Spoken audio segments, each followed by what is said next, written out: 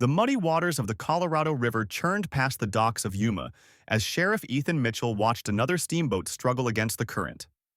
The summer of 1873 had brought unprecedented flooding, turning the normally bustling riverport into a maze of sandbag barriers and waterlogged warehouses.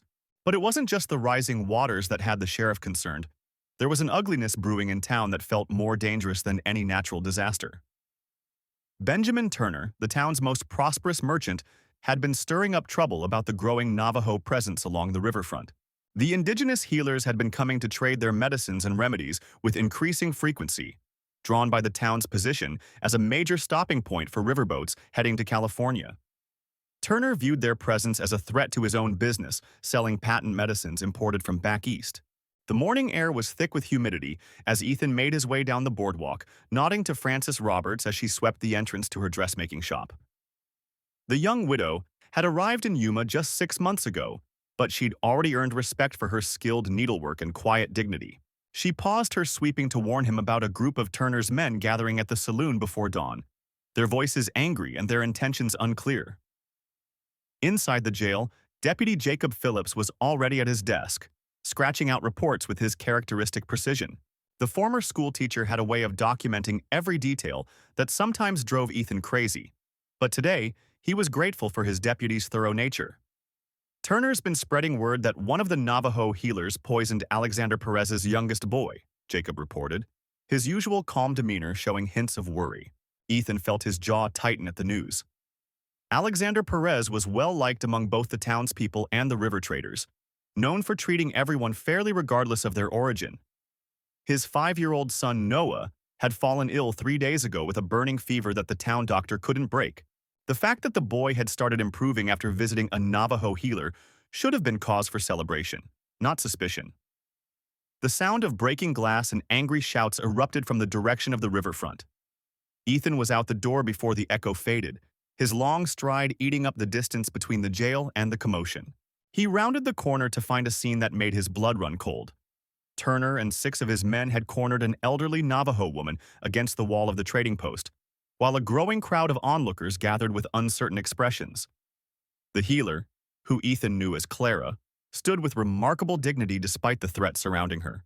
Her gray hair was bound in traditional style, and her weathered hands held a medicine bundle close to her chest.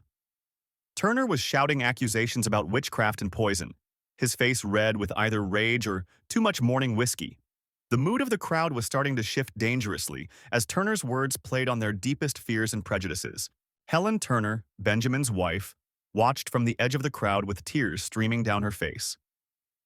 Ethan had known her since they were children in Kansas, before she'd married the merchant who'd promised her a life of comfort. Now she caught the sheriff's eye and mouthed 2 words that confirmed his worst fears. Help her. Helen knew something about this situation that her husband either didn't know or didn't want to acknowledge. That's far enough, Turner. Ethan's voice cut through the growing chaos like a blade. He kept his hand well away from his gun. Drawing iron would only escalate things. Instead, he relied on the authority in his voice and the silver star on his chest that represented law in this riverside town. The crowd's angry murmuring subsided slightly, but Turner's men maintained their threatening posture around Clara. Alice Perez, Alexander's wife, suddenly pushed through the crowd with her sick son Noah in her arms. The boy's face was flushed with fever, but he was alert and breathing easily, a marked improvement from 3 days ago when he'd been delirious and struggling for each breath. "This woman saved my son," Alice declared, her voice trembling but clear. "While your expensive medicines only made him worse, Mr. Turner." The revelation sent a ripple through the crowd. Turner's face darkened as he realized his plan was unraveling. Ethan noticed several of Turner's men starting to back away, their certainty shaken by Alice's testimony. But Benjamin Turner had invested too much in his rage to back down now. His hand moved toward the pistol at his hip, and Ethan knew the next few moments would determine whether Yuma remained a place of law or descended into the kind of frontier justice that left lasting scars on a community's soul. The late afternoon sun cast long shadows across Yuma's dusty main street as Ethan stepped forward, positioning himself between Turner and Clara. The Colorado River's distant rushing provided an eerily peaceful backdrop to the mounting tension. His badge caught the golden light, a reminder to everyone present of the law's authority in this river trading town. "Think carefully about your next move, Benjamin," Ethan said, his voice carrying the weight of years of enforcing justice along the frontier. "You've built a respectable business here, but drawing that pistol will undo everything you've worked for." His eyes swept across the crowd, noting how the townspeople were gradually shifting away from Turner's men, creating a visible divide in the gathering. Alice clutched Noah closer, the boy's improved condition serving as living proof of Clara's healing abilities. The Navajo woman stood quietly, her dignity intact despite the accusations hurled at her. Her dark eyes met Ethan's briefly, conveying both gratitude and concern. The sheriff had seen that look before, the wariness of someone who'd experienced too much prejudice to trust easily in protection. Turner's fingers twitched near his holster as he processed his deteriorating position. His business selling miracle cures to the steady stream of settlers passing through Yuma had made him wealthy, but Clara's genuine healing knowledge threatened to expose his fraudulent remedies. "She's practicing without a license," he spat, desperately clinging to his last thread of legitimacy. The crowd murmured as Alexander Perez stepped forward to stand beside his wife and son. "My boy was dying," he announced, his voice thick with emotion. "Your licensed medicines nearly killed him, Turner. This woman used herbs that grow right along our river. Plants our own grandmothers knew before men like you came selling bottles of colored water and false hopes." Frances Miller, the schoolteacher, emerged from Yuma's general store, clutching a leather-bound book.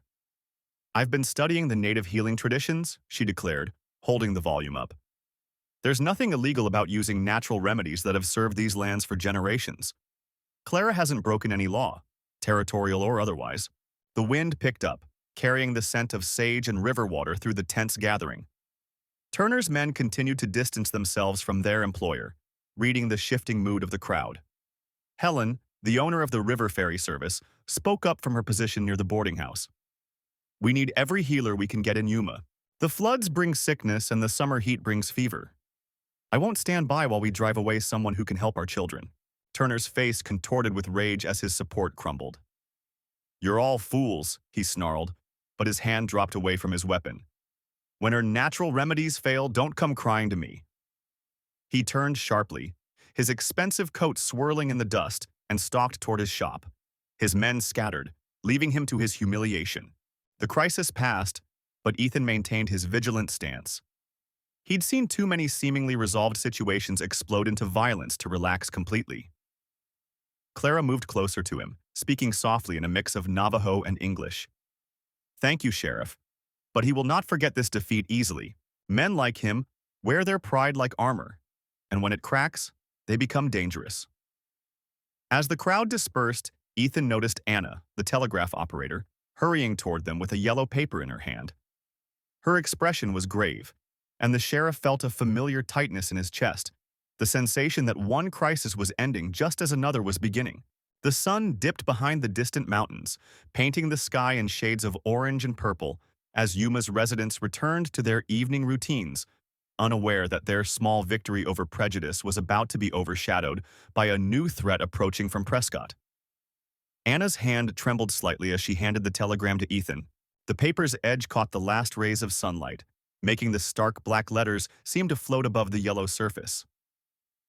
"It's from the marshal's office in Prescott, Sheriff. They're warning all towns along the Colorado River about a gang that hit the bank there yesterday. 3 men dead, and they're heading south." She glanced nervously at Clara, who had begun gathering her scattered healing supplies from the dusty street. Ethan unfolded the telegram, his weathered fingers smoothing the creases as he read. The gang had taken not just money, but also a strongbox containing land deeds and mining claims. The description of their leader made his jaw clench. Alexander Drake, a man he'd known from his days patrolling the silver mines near Globe. Drake had always balanced precariously between law and lawlessness, but now he'd clearly chosen his side. Clara approached, her basket once again full of carefully wrapped bundles of herbs and roots. The lingering scent of sage and sweetgrass drifted around her, a sharp contrast to the acrid smell of gunpowder that still hung in the air from the earlier confrontation. "Your face tells me this is not good news, Sheriff. Perhaps it is time I share something with you, something my grandmother taught me about reading signs and preparing for storms." The setting sun cast long shadows across the boardwalk as Ethan escorted Clara and Anna to the sheriff's office. The sun beat down mercilessly on the muddy banks of the Colorado River as Sheriff Ethan Mitchell watched a line of wagons snake their way into Yuma. The town had grown rapidly since becoming a vital trading post, but with that growth came trouble. Standing on the wooden boardwalk outside his office, he could sense the tension in the air, thick as the summer heat. The Navajo healer, Francis Turner, had taken refuge in his jail 3 days ago, and the mob gathering at the saloon wasn't getting any smaller. Benjamin Roberts, the wealthy merchant who controlled most of the river trade, had been stirring up trouble ever since his wife Helen fell ill with a mysterious fever. He'd convinced half the town that Francis had cursed Helen, though Ethan knew the truth was far more complicated. The healer had tried to help Helen, mixing traditional medicines with knowledge passed down through generations, but Benjamin wouldn't hear of it. His grief had twisted into something dark and dangerous. The trading post at the river's edge bustled with activity as flatboats unloaded their cargo. Clara Phillips, who ran the general store with her brother Noah, caught Ethan's eye and hurried over, her face creased with worry. "Sheriff, there's talk of Alexander Perez gathering men to storm the jail tonight.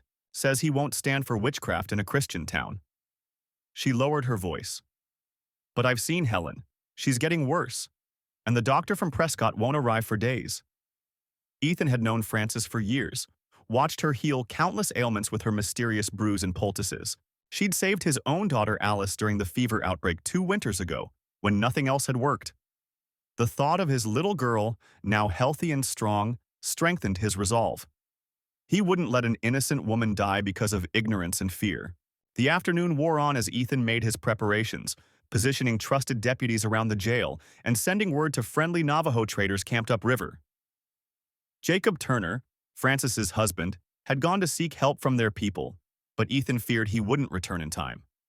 The mob was growing restless, fueled by whiskey and Benjamin's gold.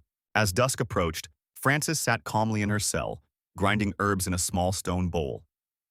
The pungent aroma filled the jail, reminding Ethan of sage and desert flowers after rain.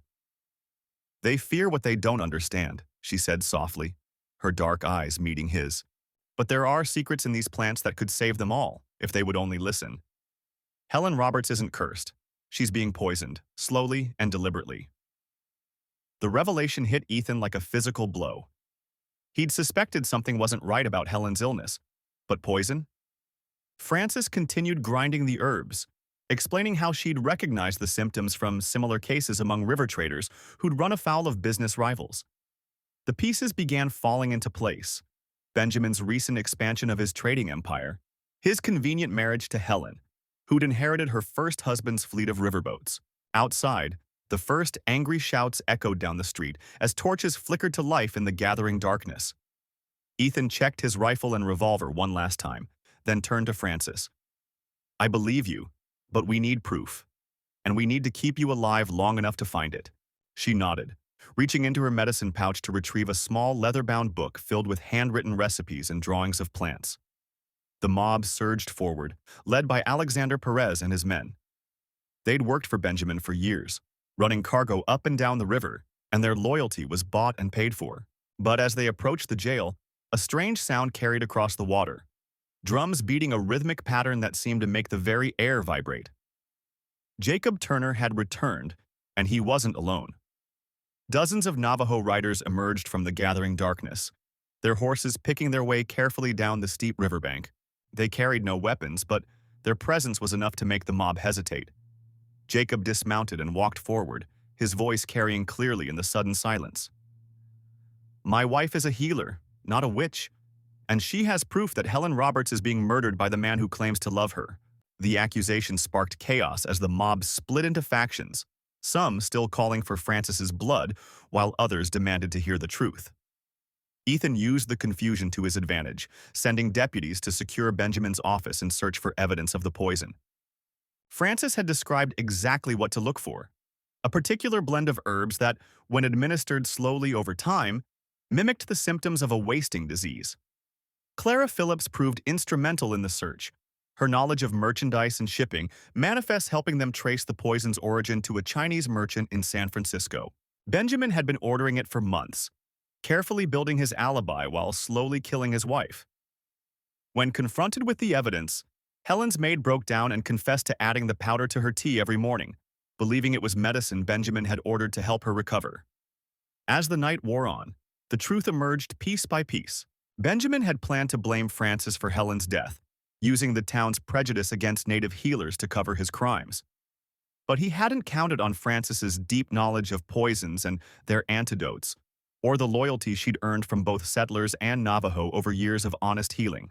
Francis worked through the night, preparing the antidote for Helen while Ethan and his deputies kept order in the increasingly chaotic town. Benjamin Roberts tried to flee, but was caught trying to steal a riverboat. The sight of him being led to jail in chains seemed to break the fever of violence that had gripped Yuma, leaving its citizens shaken but wiser. Dawn broke over the Colorado River as Helen Roberts took her first clear breath in weeks, the antidote already working to flush the poison from her system. Frances sat by her bed, teaching Clara Phillips how to prepare the healing tea that would complete her recovery. Outside, Navajo and settlers alike gathered at the trading post, sharing stories and beginning the slow process of rebuilding trust.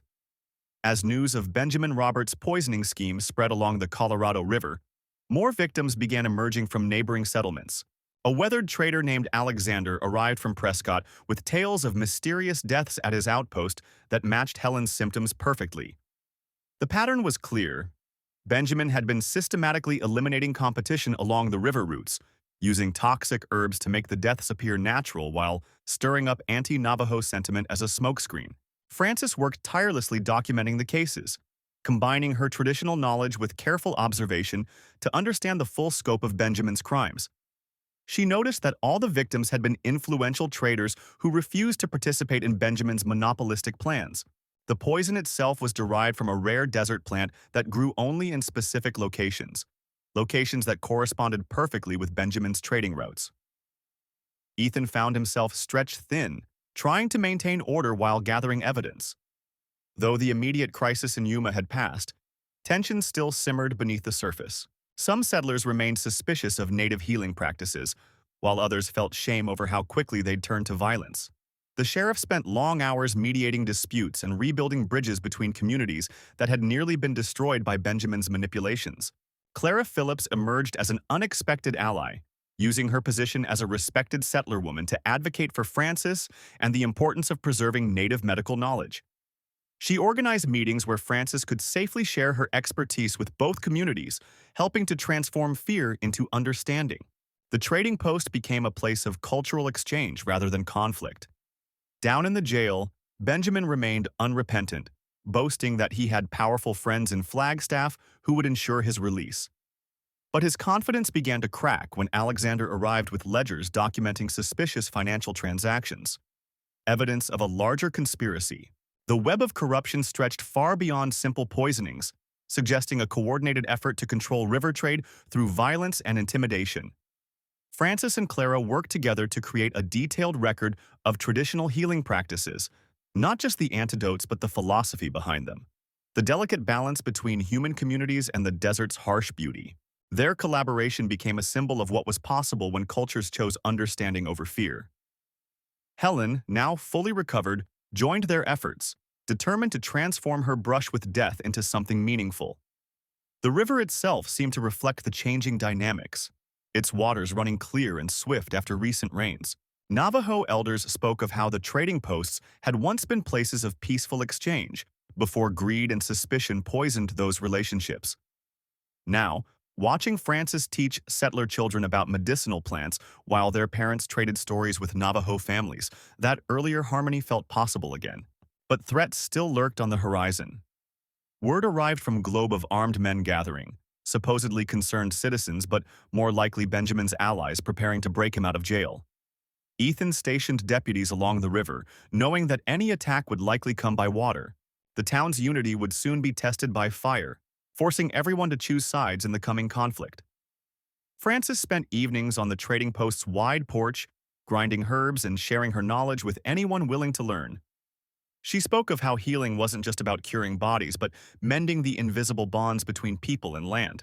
Her quiet wisdom drew an increasingly diverse audience, from grizzled riverboat captains to young settler wives, all sensing that her traditional knowledge held answers to questions they hadn't known to ask.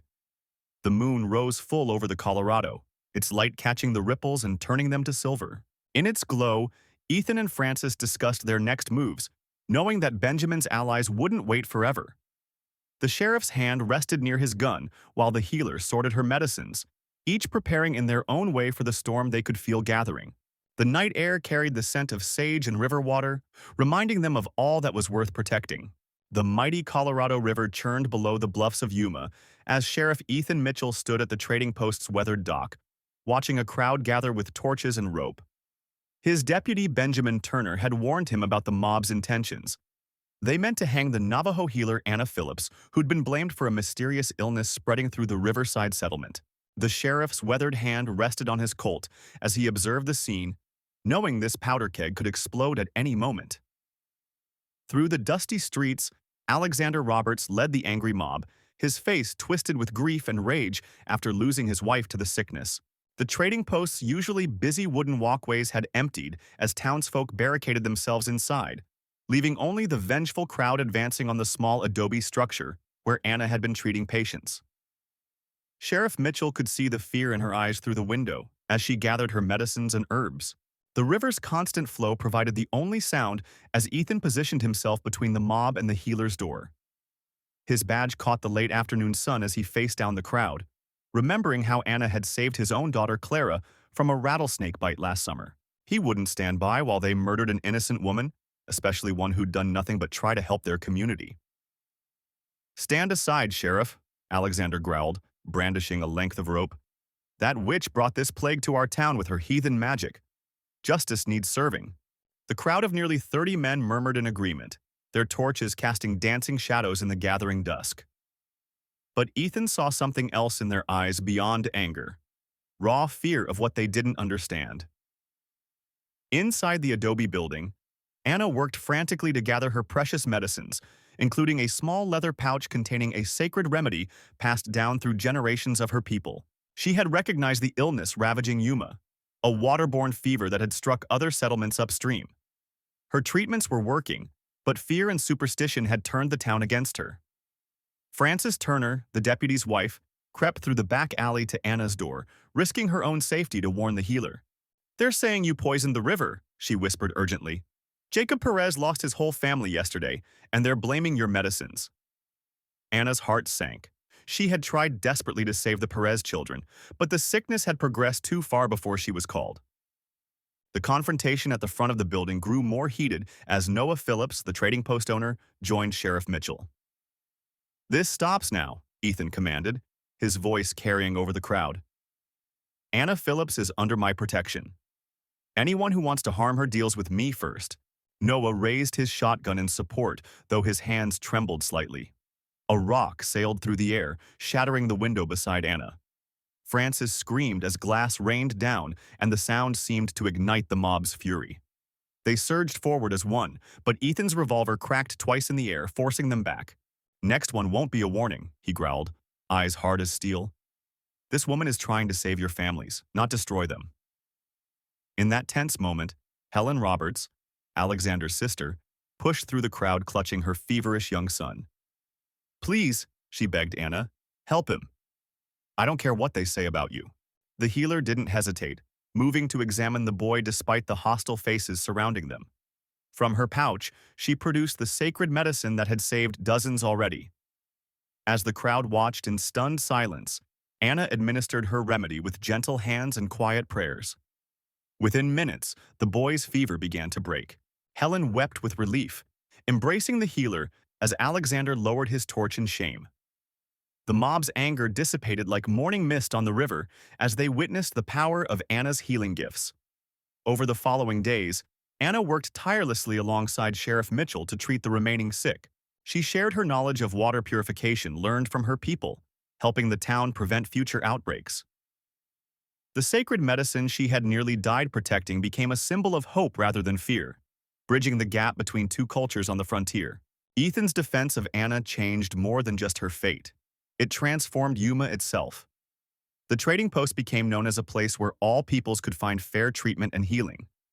The sheriff and the healer formed a deep friendship, their trust forged in that crucible of violence averted by courage and understanding rather than bullets.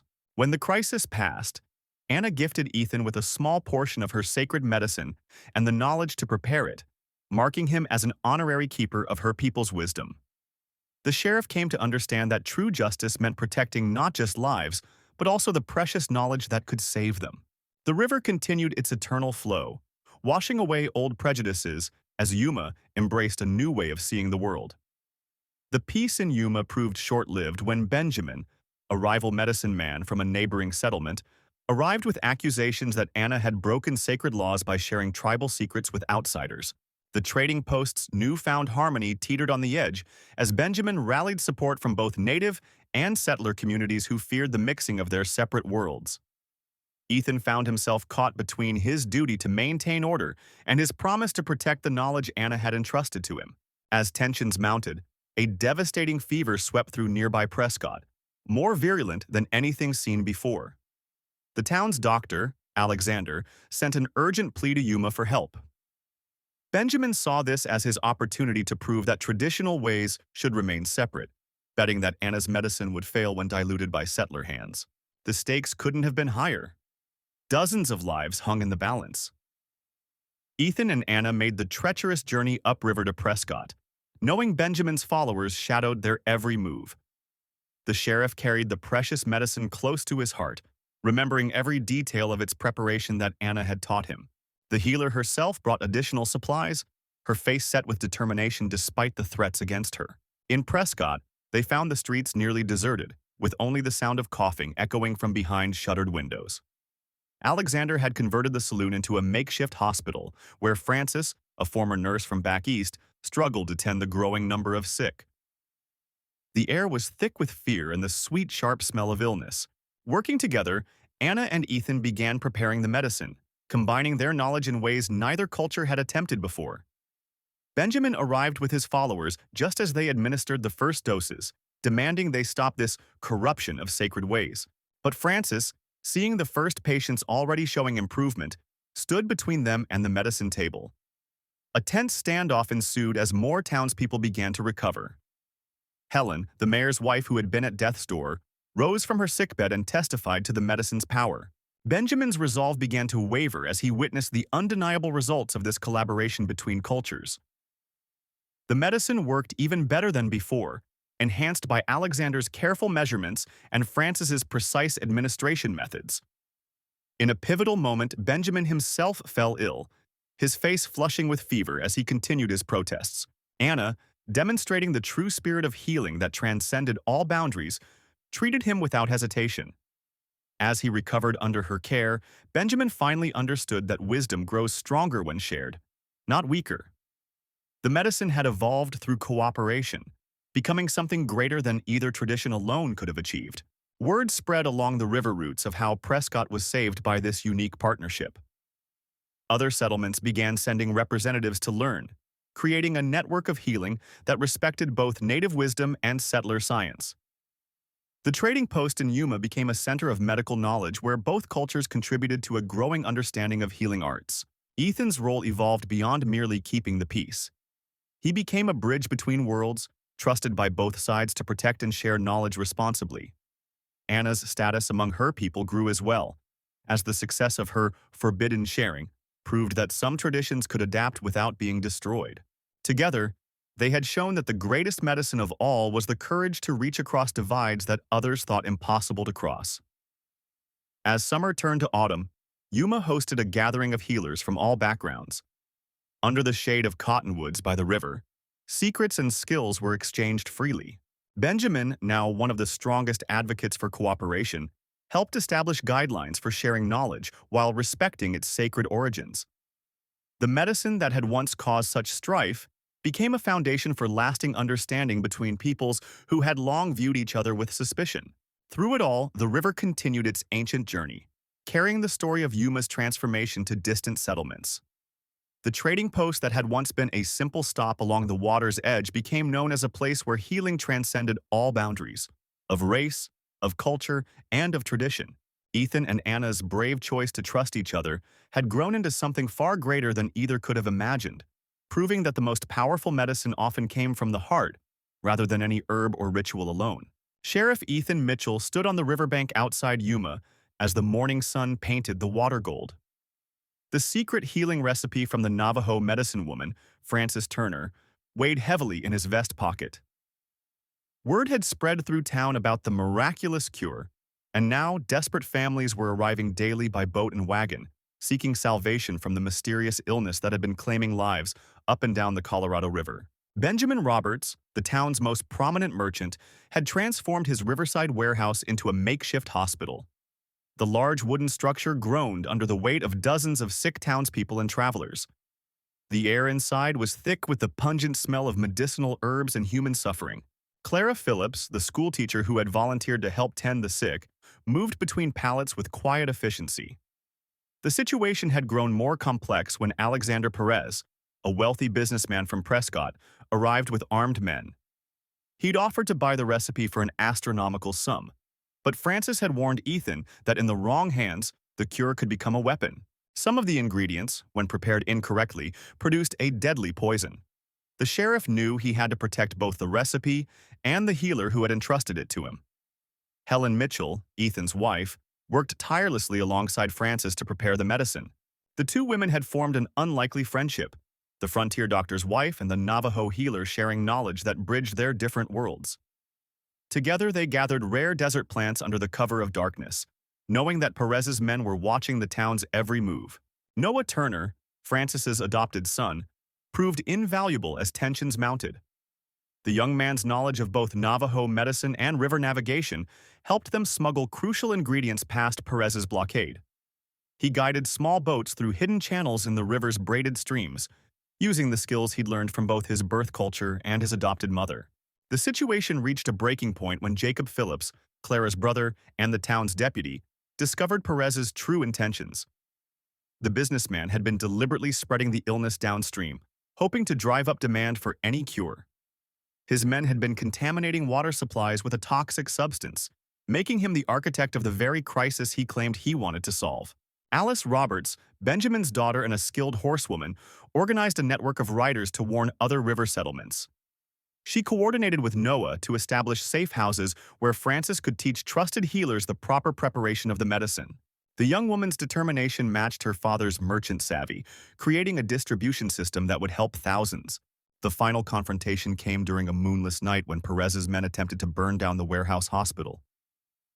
Ethan and Jacob led the town's defense, while Helen and Frances evacuated the patients onto boats. The river itself seemed to rise up against the attackers, its swift current capsizing their boats and washing away their weapons.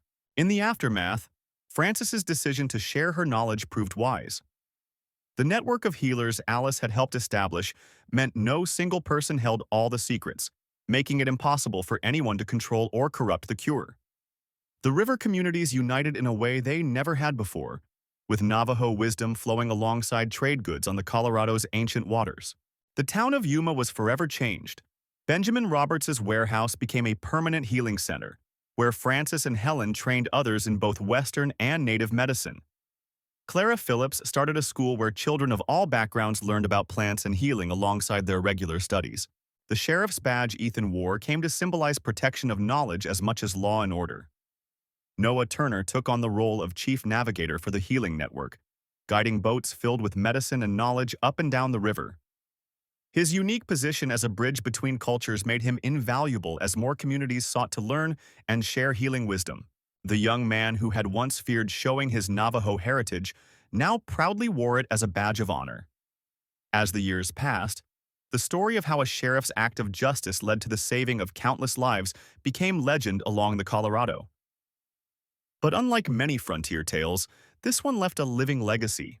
The collaboration between Frances Turner and Helen Mitchell became a model for other communities, proving that the greatest strength came not from hoarding knowledge, but from sharing it freely. The warehouse-turned-hospital still stands today, its weather-worn boards holding memories of those desperate days. Ethan Mitchell never regretted choosing to protect Frances from the Lynch mob, though he never could have imagined how that one act of decency would transform the entire region. The river continues to flow, carrying with it the story of how justice, wisdom, and healing came together to create something greater than any one person could achieve alone. The legacy of Francis and Helen's healing partnership continued to ripple outward like waves on the Colorado River. By the turn of the century, their collaborative clinic had expanded into a network stretching from Flagstaff to Yuma, with stations where both Western medicine and traditional native healing were practiced side by side. The old prejudices that had nearly cost Francis his life gradually eroded, replaced by a grudging respect that grew into genuine appreciation. Alexander, the former leader of the Lynch mob, had perhaps undergone the most dramatic transformation. After his own daughter Clara was saved by one of Francis's remedies during a devastating fever outbreak, he became an unlikely but passionate advocate for the integrated healing approach. He would often be seen riding between settlements, carrying both conventional medicines and the carefully prepared herbal remedies that Francis had taught them to make. In Prescott, Benjamin established a school where both native and non-native healers could study together, sharing their knowledge freely. The curriculum combined the precise measurements of Western pharmacology with the holistic wisdom of indigenous medicine. Young students came from as far as Globe to learn, among them Noah, Francis's son, who carried both his father's knowledge and his mother's determination to bridge cultural divides. Helen Mitchell had documented everything meticulously, filling journals with detailed drawings of medicinal plants and precise instructions for their preparation. These volumes became precious resources, copied and distributed throughout the territory. But more than just medical knowledge, they preserve the story of how trust and cooperation had overcome fear and hatred. The warehouse that had once served as an emergency hospital during the epidemic was eventually replaced by a proper medical facility, but its front door was crafted from the original wooden boards, each groove and weathermark a testament to the lives saved within. Ethan Mitchell, though his hair had turned gray and his step had slowed, would often sit on its porch, watching new generations of healers come and go. Anna, who had been just a child when Francis first arrived, grew up to become one of the most respected physicians in the territory. She combined her formal medical training with the traditional knowledge she had learned at Francis's side, treating all patients with equal care regardless of their background. Her practice in Yuma became a model for others to follow. The river trading posts that had once been sites of tension and suspicion transformed into gathering places where different cultures met and shared not only goods, but knowledge. The annual Healers Festival, held on the banks of the Colorado, drew people from hundreds of miles around to exchange remedies, techniques, and stories. Francis himself lived to see his 100th year, surrounded by 3 generations of family and countless students who carried his teachings forward. On quiet evenings, he would tell his grandchildren about the night a brave sheriff had stood between him and certain death, and how that moment of courage had opened the door to something far greater than either man could have imagined. As the Southwest territories grew into states and railways replaced river routes, the network of healing centers continued to adapt and evolve. The partnership between Western and Native medicine became so deeply integrated into the region's healthcare that few remembered it had once been revolutionary. Yet in every cure that combined the best of both worlds, the spirit of Francis and Helen's collaboration lived on. The story became more than just a tale of how one man's life was saved. It became a testament to how an entire community could be healed of its deepest wounds. The old fears and hatreds that had once divided people as surely as the Colorado carved through the land had been transformed into bridges of understanding that would stand the test of time. Alice, Ethan's granddaughter, eventually took over the keeping of the records, ensuring that future generations would know not only the medical knowledge that had been preserved, but the human story behind it. She understood that the true medicine wasn't just in the herbs and tinctures, but in the way people had learned to see past their differences to recognize their common humanity. The legacy continues to this day, with modern medical facilities throughout Arizona still maintaining gardens of traditional healing plants alongside their pharmacies. And somewhere in the archives, carefully preserved, lies the original recipe book that Francis entrusted to Ethan Mitchell, its pages bearing witness to how justice and wisdom came together to change the course of history along the Colorado River.